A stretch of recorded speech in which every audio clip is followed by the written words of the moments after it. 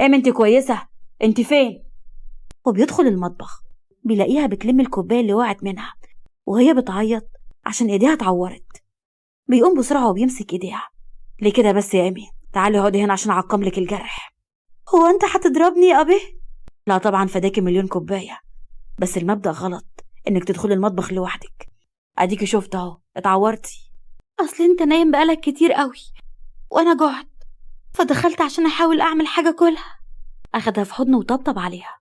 خلاص حقك عليا انا، من النهارده هتبقي عندك داتا تعملي كل اللي نفسك فيه. هنا ايمي بفرحة بتقوم تبوسه من خده. ربنا يخليك ليا يا ابي.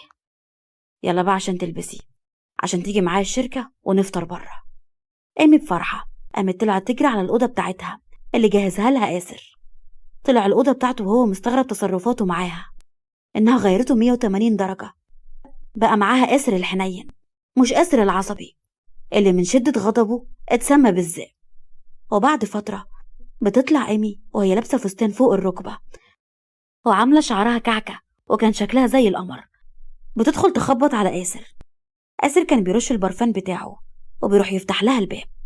بيبص لها وبيقول لسه هيقول لها خلصتي، لكنه بيتصدم.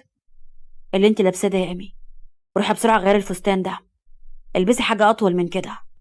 أنا لسه صغيرة، ألبس اللي أنا عاوزاه، بابا ما كانش بيقول لي لأ. أنا مش باباكي وبقول لك روحي دلوقتي غيري الفستان ده عشان ما تعصبش عليكي. بطلي عند. دبدبت برجليها على الأرض.